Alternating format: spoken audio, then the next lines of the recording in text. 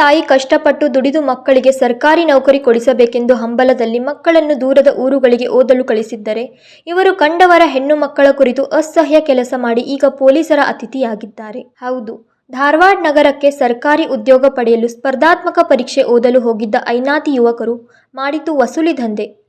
ಪ್ರತಿಷ್ಠಿತ ಕಾಲೇಜು ವಿದ್ಯಾರ್ಥಿನಿಯರ social media ಅಕೌಂಟ್ಗಳಿಂದ photo ಕದ್ದು ಅವುಗಳನ್ನು ಅಶ್ಲೀಲವಾಗಿ ಎಡಿಟ್ ಮಾಡಿ ಟ್ರೋಲ್ ಪೇಜ್ ಮೂಲಕ ಪೋಸ್ಟ್ ಮಾಡುತ್ತಿದ್ದರು. ಪೋಸ್ಟ್ ಮಾಡಿದ ವಿಡಿಯೋಗಳನ್ನು ಡಿಲೀಟ್ ಮಾಡಲು 15,000 ರೂಪಾಯಿ ಹಣಕ್ಕೆ ಬೇಡಿಕೆ ಇಡುತ್ತಿದ್ದರೆ ಹಣ ಹಾಕುತ್ತಿದ್ದ ಸಂದರ್ಭದಲ್ಲಿ ಮತ್ತಷ್ಟು ಫೋಟೋಗಳನ್ನು ಅಶ್ಲೀಲವಾಗಿ ಎಡಿಟ್ ಮಾಡುತ್ತಿದ್ದರು. ಈ ಪ್ರಕರಣದಲ್ಲಿ ಆರೋಪಿಗಳಾದ ಸಚಿನ್ ಕಡಕ್ಭಾವಿ, ಅಕ್ಷಯ್ ಕಾಂಬ್ಳೆ, ಆಕಾಶ್ ಮೇಟಿ ಮೂವರನ್ನು ಬಂಧಿಸಲಾಗಿದೆ. ಯುವಕ ಯುವತಿಯರ ಫೋಟೋಗಳನ್ನು ಅಶ್ಲೀಲವಾಗಿ ಎಡಿಟ್ ಮಾಡಿದ್ದ ಆರೋಪದಲ್ಲಿ ಧಾರವಾಡ ಉಪನಗರ ಪೊಲೀಸ್ ಠಾಣೆಯಲ್ಲಿ ಪ್ರಕರಣ ದಾಖಲಾಗಿತ್ತು.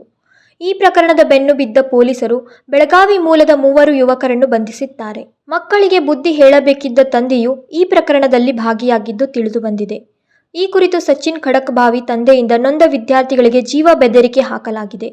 ದೂರು ದಾಖಲಿಸದಂತೆ ಜೀವ ಬೆದರಿಕೆ ಹಾಕಿದ ಸಚಿನ್ ತಂದೆ ವಿರುದ್ಧ ಪ್ರಕರಣ ದಾಖಲಾಗಿದೆ. ರಾಜಶೇಖರ್ ಹಿರೇಮಠ್, ಕೆಎಂಎಂ ಕನ್ನಡ, ಬೆಳಗಾವಿ. ರಸ್ತೆ ಅಗಲಿಕೆ ಹೆಸರಿನಲ್ಲಿ ಅಕ್ರಮವಾಗಿ ಕಟ್ಟಡಗಳನ್ನು ಕೆಡವಿದ ಪರಿಣಾಮವಾಗಿ #ಸೇವ್ ಬೆಳಗಾವಿ ಕಾರ್ಪೊರೇಷನ್ ಅಭಿಯಾನ ಆರಂಭವಾಗಿದೆ. ಇದು ನಾಗರಿಕರ ಜೀವನಕ್ಕೆ ತೀವ್ರ ಧಕ್ಕೆಯನ್ನ ನೀಡಿದ ಅನ್ಯಾಯವಾಗಿದೆ. ಈ ಅಕ್ರಮ ಕೃತ್ಯಕ್ಕೆ ಹೊಣೆಗಾರರಾಗಿರುವ ಅಧಿಕಾರಿಗಳ ವಿರುದ್ಧ ಕ್ರಮ ಕೈಗೊಂಡು ಕಾನೂನು ಪ್ರಕ್ರಿಯೆಗೆ ಒಳಪಡಿಸಬೇಕು.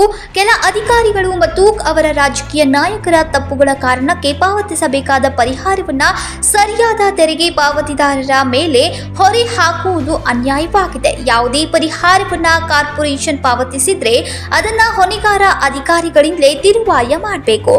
ನ್ಯಾಯವನ್ನ ಅನುಷ್ಠಾನಗೊಳಿಸುವುದಕ್ಕಾಗಿ ಮತ್ತು ಸಾರ್ವಜನಿಕ ನಿಧಿಗಳನ್ನ ರಕ್ಷಿಸೋಕೆ, ಬೆಳಗಾವಿ ನಾಗರಿಕರ ಹಕ್ಕುಗಳನ್ನ ರಕ್ಷಿಸೋಕೆ #ಸೇವ್ ಬೆಳಗಾವಿ ಕಾರ್ಪೊರೇಷನ್ ಅಭಿಯಾನಕ್ಕೆ ಸಹಕಾರ ನೀಡಬೇಕಾಗಿದೆ.